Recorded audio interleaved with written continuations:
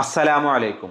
Welcome back to Visal media. ഞാൻ ഫക്രുദ്ദീൻ പന്താവ്. ഇന്ന് രണ്ട് കാര്യങ്ങളാണ് പ്രധാനമായിട്ട് പങ്കുവെക്കാനുള്ളത്. ഒന്ന്, മലപ്പുറം ജില്ലയിലെ കൊണ്ടോട്ടി ഭാഗത്ത് ഒരു 7ാം ക്ലാസ്സിൽ പഠിക്കുന്ന ഫാത്തിമ എന്ന് പേരുള്ള ഒരു പെൺകുട്ടി മൊബൈൽ ഉപയോഗിക്കുന്നതിന് ചൊല്ലിയിട്ട് രക്ഷിതാക്കൾ വഴക്ക് പറഞ്ഞതാണെന്ന് പറഞ്ഞിട്ട് സ്വയം ജീവനൊടുക്കിയെന്നൊരു വാർത്ത മീഡിയ വണ്ണിലും റിപ്പോർട്ടർ ചാനലിലും ഞാൻ കണ്ടു.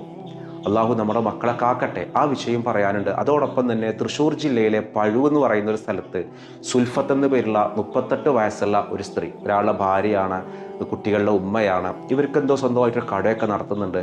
പക്ഷെ ആ വീട്ടിൽ വന്ന് നോക്കുമ്പോൾ ആ വീട് അടച്ചിട്ട നിലയിലായിരുന്നു. പിന്നെ കാണുന്നത് കത്തിക്കരിഞ്ഞ നിലയിൽ സുൽഫത്തിൻ്റെ മയ്യിത്താണ്. എന്താണ് സംഭവിച്ചത് എന്ന് അറിഞ്ഞുകൂടാ.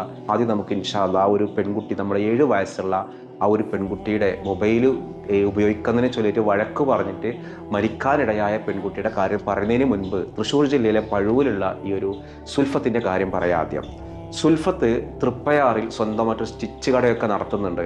അങ്ങനെ അൽഹംദുലില്ലാ നല്ലപോലെ മുന്നോട്ട് പോകുന്നൊരു ലൈഫാണ്. ആർക്കും ആ ഒരു കുടുംബത്തെക്കുറിച്ച് ഒന്നും പറയാനില്ല. നല്ല റാഹത്തായിട്ട് പോകുന്നൊരു ഫാമിലിയാണ്.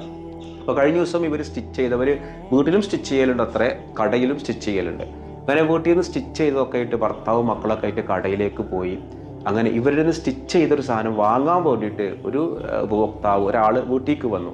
വീട്ടിലേക്ക് വന്ന സമയത്ത് വീടൊക്കെ അടച്ചിട്ട് കിടക്കുന്നു. അങ്ങനെ വീട് തുറക്കാൻ പറ്റണില്ല. അങ്ങനെ അടുത്ത വീട്ടുകാരെ അറിയിച്ചിട്ട് അടുക്കള വാതിൽ ബലമായിട്ട് തുറന്നു നോക്കുമ്പോൾ കാണുന്നൊരു കാഴ്ച കത്തിക്കരിഞ്ഞ നിലയിൽ ഈ സുൽഫത്തിൻ്റെ മയ്യിത്താണ്. ഇന്നാ ലില്ലാഹി വ ഇന്നാ ഇലൈഹി റാജിഊൻ.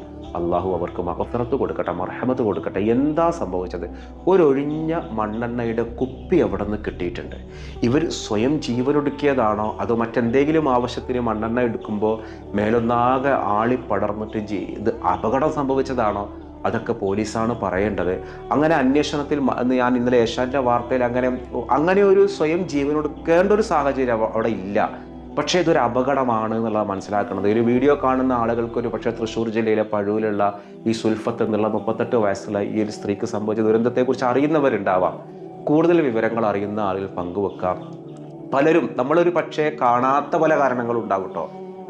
ഇതുപോലൊരു വീട്ടമ്മ ജീവനൊടുക്കി, പ്രത്യേകിച്ച് കാരണങ്ങളൊന്നും ഉണ്ടായിരുന്നില്ല. പക്ഷെ പിന്നീടാണ് അവർക്ക് കുറേ കടബാധ്യതകളുണ്ട്. ആ കടബാധ്യത നേരിടാൻ കഴിയാതെ അവർ കാരണമാണ് ഇങ്ങനെ കുറേ കടങ്ങൾ വരാൻ കാരണം അവരെന്തോ കുറിയൊക്കെ സ്വന്തമായിട്ട് നടന്നിരുന്നു.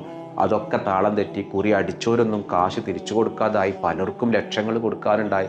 നിക്കക്കള്ളി ഇല്ലാതെ ഒരു ജീവനൊടുക്കിയൊരു വാർത്ത എനിക്കറിയാം. അപ്പോൾ നമ്മൾ പുറമേക്ക് കാണാത്ത പല കാരണങ്ങളും ഉണ്ടാവും. നമ്മളെല്ലാവരും പ്രാർത്ഥിക്കാം. എന്ത് പ്രശ്നങ്ങളുണ്ടെങ്കിലും ജീവൻ ഒടുക്കുന്നൊരു സാഹചര്യത്തിലേക്ക് നമ്മൾ എത്തുക എന്നുള്ളത് ഒരു അവയർനെസ്സിൻ്റെ കുറവാണ്. നന്നായിട്ട് നമ്മൾ പറയണം. അതേപോലെ തന്നെ എന്നെ വല്ലാതെ വിഷമിപ്പിച്ച ഒന്നാണ് മലപ്പുറം ജില്ലയിലെ കൊണ്ടോട്ടിയിലെ മേലങ്ങാടിയിൽ ഫാത്തിമ എന്ന് പേരുള്ള 7ാം ക്ലാസ്സിൽ പഠിക്കുന്ന 13 വയസ്സുള്ള ഒരു പൊന്നുമോള്. ആ പെൺകുട്ടി മൊബൈൽ ഉപയോഗിക്കുന്നതിനെ ചൊല്ലിയിട്ട് രക്ഷിതാക്കൾ വഴക്ക് പറഞ്ഞതാണ് അത്രേ കാരണം. അതിനെ ചൊല്ലിയിട്ട് ഈ കുട്ടികളുടെ നേരെ റൂമിൽ പോയി പിന്നെ കാണുന്നത് ഈ തൊട്ടിലിന് കിട്ടുന്ന ഹുക്കുണ്ടല്ലോ, ആ ഹുക്കിലാണിത് ചെയ്തത് എന്നുള്ളതാണ് മീഡിയ വണ്ണിലും റിപ്പോർട്ടർ ചാനലിലൊക്കെ ഉള്ളത്. അള്ളാഹു ആ കുട്ടിക്ക് മഗ്ഫിറത്ത് കൊടുക്കട്ടെ, മർഹമത്ത് കൊടുക്കട്ടെ. നമ്മുടെ മക്കൾക്കൊന്നും ഇങ്ങനെയൊരു അബദ്ധം ചെയ്യാനുള്ളൊരു മനസ്സ് അള്ളാഹു നൽകാതിരിക്കട്ടെ. കൗമാരക്കാരായ കുട്ടികൾ 13 വയസ്സിനും 18 വയസ്സിനും ഇടയിൽ, ചില റിപ്പോർട്ട് പ്രകാരം 11 വയസ്സിനും 18 വയസ്സിനും ഇടയിലുള്ള കൗമാരക്കാർക്കിടയിൽ ഇതുപോലെ സ്വയം ജീവനൊടുക്കുന്ന സംഭവങ്ങൾ ഇപ്പോൾ വർദ്ധിച്ചു വരികയാണ്. ഇതിനൊരുപാട് കാരണങ്ങളുണ്ട്. അതിൽ ഒന്ന് ഈ വിഷാദം. കുട്ടികൾക്ക് വേഗത്തിൽ സ്ട്രെസ്സ് വരുന്നുണ്ട്, വിഷാദങ്ങൾ വരുന്നുണ്ട്. അല്ലെങ്കിൽ തങ്ങളാരും കേൾക്കുന്നില്ല, അല്ലെങ്കിൽ തങ്ങളുടെ കൂടെ ആരും നിൽക്കുന്നില്ല, ഇങ്ങനെയൊക്കെ ഒരു തോന്നൽ, ഒരു ഒറ്റപ്പെടേണ്ട ഒരു ഫീലിംഗ്. അതിനവർ പെട്ടെന്ന് എടുക്കുന്നൊരു തീരുമാനം ഇങ്ങനെയുള്ളൊരു അബദ്ധ തീരുമാനമാണ്. ഇതിന് മെയിൻ വില്ലൻ കിടക്കുന്നത് എവിടെയാണ്? ഈ ഒരു മൊബൈലാണെന്നുള്ള പറയണത്. ഇതിൽ ഞാൻ കുറച്ച് കാര്യങ്ങൾ പറയാം. ഞാൻ ഇനി പറയുന്ന ഒരു കാര്യങ്ങൾക്ക് നിങ്ങളുടെ ഉത്തരം യെസ് എന്നാണെന്നുണ്ടെങ്കിൽ നിങ്ങളുടെ പേരൻറ്റിങ്ങിന് ഒരു പ്രശ്നമുണ്ടെന്ന് മനസ്സിലാക്കുക. ഞാൻ ഈ ഒരു വിഷയം പറയുന്നതല്ല, ആ കുടുംബത്തിന് അള്ളാഹു ക്ഷമ നൽകട്ടെ. കാരണം സ്വന്തം മക്കൾ ഇതുപോലെ ചെറിയ കാരണങ്ങളെ ചൊല്ലിയിട്ടൊക്കെ ഇങ്ങനെ ചെയ്യുമ്പോൾ അതൊരു വല്ലാത്ത വിഷമം തന്നെയാണ്. ഇപ്പോൾ കാസർഗോഡ് ഭാഗത്ത് പരീക്ഷ കഴിഞ്ഞ് വന്നൊരു കുട്ടിയാണ് ഇങ്ങനെ സ്വയം ജീവനൊടുക്കിയത്. നമ്മൾ ദിവസവും ഇത്തരം വാർത്തകളൊക്കെ കാണാം. വീട്ടിൽ നിന്ന് ഇറങ്ങിപ്പോണ കുട്ടികളുണ്ട്, സ്വയം ജീവനൊടുക്കുന്ന കുട്ടികളുണ്ട്. നമുക്കിതിനൊരു ശാശ്വത പരിഹാരം വേണമല്ലോ. നമ്മൾ വെറുതെ പറഞ്ഞാൽ പോരല്ലോ. മാനസിക ആരോഗ്യത്തിൻ്റെ കുറവുണ്ട്. അല്ലെങ്കിൽ നമ്മുടെ പാരൻറ്റിങ്ങിൻ്റെ പ്രശ്നങ്ങളാണ്. പാരൻറ്റിങ്ങിൻ്റെ കുറേ പ്രശ്നങ്ങളുണ്ട്. നമ്മൾ ഇന്നലത്തെ വീഡിയോയിലും പാരൻറ്റിങ്ങുമായി ബന്ധപ്പെട്ട് കുറച്ച് കാര്യങ്ങളൊക്കെ നമ്മൾ ഡിസ്കസ് ചെയ്തിരുന്നു. നമ്മൾ ഇന്ന് പറയുന്നൊരു കാര്യം, ഇനി ഞാൻ പറയുന്ന കുറച്ച് കാര്യങ്ങൾക്ക് നിങ്ങൾക്ക് യെസ് എന്നാണ് നിങ്ങളുടെ മനസ്സിൽ ഉത്തരം എന്നുണ്ടെങ്കിൽ നിങ്ങളുടെ പാരൻറ്റിങ്ങിൽ കുട്ടികളുമായിട്ട് പ്രശ്നങ്ങളുണ്ട്. അതിനർത്ഥം ഈ യെസ് എന്നാണ് ഉത്തരം എന്നുണ്ടെങ്കിൽ നിങ്ങളുടെ കുട്ടികൾ നാളെ പോയിട്ട് സ്വയം ജീവനൊടുക്കുന്നൊന്നല്ല. പാരൻറ്റിങ്ങിൻ്റെ ഒരു സ്റ്റൈൽ മാറ്റുക. നമ്മൾ പരമാവധി ക്വാളിറ്റി ടൈം എന്നുള്ളൊരു സാധനമുണ്ട്. അതായത് കുട്ടികളൊത്തിട്ട് നമ്മളൊരു ദിവസത്തിൽ കുറഞ്ഞത് അരമണിക്കൂറെങ്കിലും നമ്മൾ അവർക്ക് വേണ്ടി നമ്മൾ സ്പെൻഡ് ചെയ്യണം. ഈ ക്വാളിറ്റി ടൈം എന്ന് പറഞ്ഞാൽ നമ്മൾ ഡൈനിങ് ടേബിളിൽ ഇരുന്നിട്ട് ഫുഡ് കഴിക്കുമ്പോൾ സംസാരിക്കുന്നത് മാത്രമല്ല, അവർക്ക് വേണ്ടി അവരെന്തൊക്കെയാണ് സ്കൂളിൽ നടന്നത്, എന്തൊക്കെയാണ് കോളേജിൽ നടന്നത്, അവരുടെ കാര്യങ്ങളൊക്കെ സംസാരിക്കാം. നമ്മൾ മൊബൈൽ ഫോണും മറ്റൊക്കെ മാറ്റി വെച്ചിട്ട് അവർക്ക് വേണ്ടി കുറച്ച് സമയങ്ങൾ കേൾക്കുക. ഈ ഒരു കേൾക്കുക, അതുപോലെ ഒന്നിച്ചിരുന്ന് ഭക്ഷണം കഴിക്കുന്ന ഒരു ശീലം. ഇങ്ങനെ പാരൻറ്റിങ്ങിൻ്റെ ഒരു സിസ്റ്റം എടുത്ത് നോക്കിക്കഴിഞ്ഞാൽ നമ്മൾ ചെയ്യേണ്ടുന്ന പല കാര്യങ്ങളും നമ്മുടെ കയ്യിൽ നിന്ന് വീഴ്ചകൾ വരാറുണ്ട്. നമുക്കതിന് പല റീസൺസ് ഉണ്ട്. ജോലി, അല്ലെങ്കിൽ രക്ഷിതാക്കൾ ആരെങ്കിലും ഒരാൾ, വാപ്പ ഗൾഫിലായിരിക്കും, എന്നാലും വാപ്പാക്കപ്പോൾ മക്കളുടെ കൂടെ ടൈം സ്പെൻഡ് ചെയ്യാൻ പറ്റില്ല. പിന്നെ രക്ഷിതാക്കൾ എപ്പോഴും ഗൾഫിൽ നിന്ന് വിളിക്കുമ്പോൾ ചെറുപ്പത്തിൽ തന്നെ ഈ ഒരു മൊബൈൽ വീഡിയോ കോൾ അല്ലേ. ഇപ്പോൾ കുട്ടികളുടെ മൈൻഡിലേക്ക് വരുന്നത് തന്നെ വാപ്പാനെ കാണുന്നത് വീഡിയോ കോൾ വഴിയാണ്. പിന്നെ ഈ കുട്ടി സ്വാഭാവികമായിട്ടും മൊബൈലിൻ്റെ പിന്നാലെ പോയില്ലെങ്കിൽ അത്ഭുതമുള്ളൂ. അപ്പോൾ ചെറിയ കുട്ടികൾക്കൊന്നും വീഡിയോ കോൾ ചെയ്യരുത് എന്നുള്ളതാണ് സൈക്കോളജിക്കലി പറയുക. ആരപ്പോൾ രക്ഷിതാക്കളതൊക്കെ കേൾക്കുക? വിദേശ രാജ്യങ്ങളിലൊക്കെ മൊബൈൽ ഉള്ളതല്ലേ, പിന്നെ ഇപ്പം നമ്മുടെ മക്കൾ മൊബൈൽ ഉപയോഗിച്ചാൽ എന്താ എന്ന മറുചോദ്യമാണ് പലർക്കും.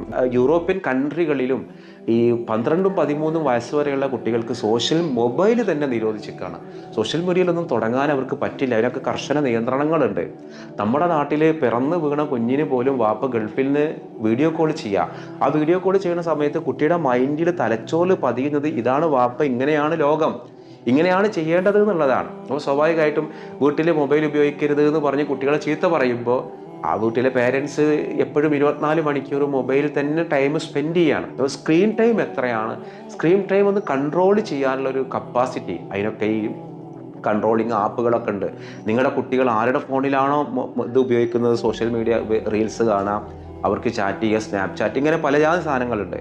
അതൊക്കെ നിശ്ചിത സമയങ്ങളിൽ മാത്രം ഉപയോഗിക്കാൻ വേണ്ടിയുള്ള കൺട്രോളിങ് ആപ്പുകളുണ്ട്. അപ്പോൾ രക്ഷിതാവിൻ്റെ ഫോണിലാണ് അതിൻ്റെ ഒരു ആപ്പിൻ്റെ മറ്റൊരു ഭാഗം ഉണ്ടാവുക, ഒന്ന് കുട്ടി ഉപയോഗിക്കുന്ന ഫോണിൽ. അപ്പോൾ ഗൾഫിലുള്ള ഒരു വാപ്പാക്ക് വേണമെങ്കിൽ ഒരു ദിവസം 1 മണിക്കൂർ അല്ലെങ്കിൽ അരമണിക്കൂർ മാത്രം ഇത് അനുവദിച്ചു കൊടുക്കാം. ആ കുട്ടി ഇതിന്ന് ഡിലീറ്റ് ചെയ്യാനൊന്നും പറ്റില്ല, ആ കുട്ടിക്ക് വേറെ തുടങ്ങാനൊന്നും പറ്റില്ല. അതൊക്കെ ആരുടെ ഈ മദർ ഫോണുണ്ട്, അതായത് ഇതിൻ്റെ നിയന്ത്രണമുള്ള ഫോണ്, ആ ഫോണിലാണ് അതിൻ്റെ നിയന്ത്രണം. അത് കൊടുക്കുന്ന ടൈമിനനുസരിച്ച് കഴിഞ്ഞ് മാത്രമേ അവർക്ക് യൂട്യൂബ് ആണെങ്കിലും അതേപോലെ ഇൻസ്റ്റ ആണെങ്കിലും വാട്സപ്പ് ആണെങ്കിലും മറ്റേത് സോഷ്യൽ മീഡിയ പ്ലാറ്റ്ഫോമുകൾ അത് ഉപയോഗിക്കാൻ പറ്റുള്ളൂ. അപ്പോൾ സ്വാഭാവികമായിട്ടും കുട്ടികൾക്ക് എന്ത് ചെയ്യാൻ പറ്റും, കുറച്ച് സമയം. അപ്പോൾ സ്ക്രീൻ ടൈം കുറക്കുക. ഈ സ്ക്രീൻ ടൈം കുറക്കണതൊക്കെ ചീത്തയും വഴക്കും പറഞ്ഞുകൊണ്ടാവരുത്, അത് പടിപടിയായിട്ട് ചെയ്യണം. ഒരു മികച്ചൊരു കൗൺസിലിങ്ങിൻ്റെ സഹായത്തോടെ ചെയ്യാം. അപ്പോൾ ഞാൻ ഈ പറയുന്ന കുറച്ച് കാര്യങ്ങൾ പറഞ്ഞുതരാം. അതിന് നിങ്ങൾക്ക് യെസ് എന്നാണ് ഉത്തരം എന്നുണ്ടെങ്കിൽ നിങ്ങളുടെ പാരൻറ്റിങ്ങിന് ഒരു പ്രശ്നമാണ്. നിങ്ങളും പാരൻ്റ് എന്ന നിലക്ക് നിങ്ങളും ഒരു കൗൺസിലിങ്ങിന് പോയിട്ട് എന്താണ് എൻ്റെ പാരൻറ്റിങ്ങിൻ്റെ പ്രശ്നം. ചെറിയ കുട്ടികളുമായിട്ട് നമ്മൾ കാണിക്കുന്ന പാരൻറ്റിങ്ങിൻ്റെ രീതിയല്ല അഡോളസൻസ്, കൗമാരക്കാരായ കുട്ടികളോട് നമ്മൾ കാണിക്കേണ്ടത്. കാരണം ആ കുട്ടികൾക്ക് ഭയങ്കര ദേഷ്യവും മറ്റും വേഗത്തിൽ വരാം. അതുകൊണ്ട് പാരൻറ്റിങ്ങിൻ്റെ സ്റ്റൈലൊക്കെ മാറ്റേണ്ടതുണ്ട്. അപ്പോൾ ഒന്നാമത്തെ ഒരു ചോദ്യം, കുട്ടികൾ എന്തെങ്കിലും പറയുന്നത് മുഴുവനായിട്ട് കേൾക്കുന്നതിന് മുൻപ് നിങ്ങൾ അങ്ങോട്ട് ഓർഡർ കൊടുക്കുന്നതിന് കൽപ്പിക്കുന്ന, കമാൻഡ് ചെയ്യുന്ന ഒരു ശൈലി നിങ്ങൾക്കുണ്ടോ? ഇതാണ് ഒന്നാമത്തെ. ഇതിന് യെസ് എന്നാണെങ്കിൽ നോ എന്നാണെങ്കിൽ നിങ്ങൾ സ്വയം തീരുമാനിക്കുക. നിങ്ങളൊന്ന് ഒരു പേപ്പർ എടുത്തിട്ട് എഴുതി നോക്ക്. കുട്ടികൾ എന്തെങ്കിലുമൊക്കെ ഇങ്ങോട്ട് പറയുമ്പോൾ അതൊന്നും ഉണ്ടാക്കുക, അത് ചെയ്താൽ എന്ന് പറയുന്ന ഒരു രീതി. അല്ലെങ്കിൽ കുട്ടികൾ എന്തെങ്കിലും പറയുമ്പോൾ അത് പറയണത് മുഴുവനായിട്ട് ക്ഷമയോടുകൂടി കേൾക്കില്ല. അതിന് മുന്നേ ഈ നിസ്കരിച്ച, അല്ലെങ്കിൽ ഈ കുളിച്ച, യൂണിഫോം മാറ്റിയ, അതുകൊണ്ട് അങ്ങോട്ട് ഇങ്ങനെ കൽപ്പിക്കുക. കുട്ടികൾ സ്കൂളിൽ വരുമ്പോഴേക്ക് ഒരു സ്കൂളിലത്തെ എന്തെങ്കിലും കാര്യങ്ങൾ പറഞ്ഞിട്ടുണ്ടാവും. അപ്പോഴേക്കും നമ്മൾ പാത്രം കൊണ്ടൊക്കെ ബാഗ് കൊണ്ടൊക്കെ പോയി കുളിച്ച അതിൻ്റെ ശേഷം വർത്താനം പറഞ്ഞാൽ മതി. ഇങ്ങനെ നിങ്ങൾ പറയുന്നൊരു ശൈലി ഉണ്ടോ? മറ്റൊന്ന്, കുട്ടികൾ പഠിക്കുന്ന സമയത്ത് മാത്രമാണോ നിങ്ങൾ നിങ്ങളുടെ കുട്ടികളുമായിട്ടൊന്ന് സംസാരിക്കുന്നത്?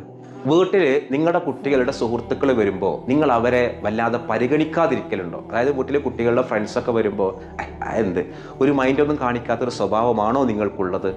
കുട്ടികളുടെ കുറവുകൾ കണ്ടെത്തിയിട്ട് നമ്മൾ എപ്പോഴും അത് എടുത്തു പറയുകയും കുട്ടികൾക്ക് എന്തെങ്കിലും ഗുണങ്ങളുണ്ടെങ്കിൽ അതിന് യാതൊരു അപ്രിഷ്യേറ്റ് ഒന്നും കൊടുക്കാത്തൊരു ശീലമാണോ നിങ്ങൾക്കുള്ളത്? കുറവുകളെ മാത്രം ഫോക്കസ് ചെയ്യുകയും അവരുടെ കഴിവുകളെ പ്രോത്സാഹിപ്പിക്കാതിരിക്കുകയും ചെയ്യുന്ന ഒരു ശീലം നിങ്ങൾക്കുണ്ടോ? കുട്ടികളെ ചെറിയ കാരണങ്ങൾക്കെങ്കിലും നിങ്ങൾ ശിക്ഷിക്കുന്നൊരു ശീലം നിങ്ങൾക്കുണ്ടോ? കുട്ടികളെ എന്തെങ്കിലും കാരണങ്ങളൊക്കെ പറഞ്ഞ് കളിയാക്കി ചിരിക്കുന്ന ഒരു ശീലം നിങ്ങൾക്കുണ്ടോ? നമ്മുടെ കുടുംബകാര്യങ്ങൾ, നമ്മുടെ വരവ് ചെലവുകൾ, അല്ലെങ്കിൽ മറ്റെന്തെങ്കിലും കുടുംബത്തെ കല്യാണം, ഇങ്ങനെ കുടുംബകാര്യങ്ങളൊന്നും കുട്ടികളോട് ഡിസ്കസ് ചെയ്യാത്ത ഒരു ശീലമാണോ നിങ്ങൾക്കുള്ളത്? ഈ പറയുന്ന ചോദ്യങ്ങൾക്കൊക്കെ യെസ് എന്നാണ് നിങ്ങളുടെ ഉത്തരം എന്നുണ്ടെങ്കിൽ ഒരു നല്ല പേരൻ്റ് അല്ല. കൂട്ടത്തിൽ ഇൻഷാ അല്ലാഹ് ഒരു കാര്യം പറയണം, ഇന്ന് റജബ് 1 അപ്പോൾ നമ്മളിന്ന് ചോദിക്കുന്ന ഒരു ചോദ്യമുണ്ട്, എന്നാണ് മിഅ്റാജ് ദിനം? എന്നാണ് മിഅ്റാജ് ദിനം എന്നുള്ളത് ജനുവരി ഏത് ദിവസമാണെന്നാണ് എഴുതേണ്ടത് കേട്ടോ. മറ്റൊരു ദിവസം മറ്റൊരു വീഡിയോയുമായി വീണ്ടും കാണാം. അസ്സലാമു അലൈക്കും.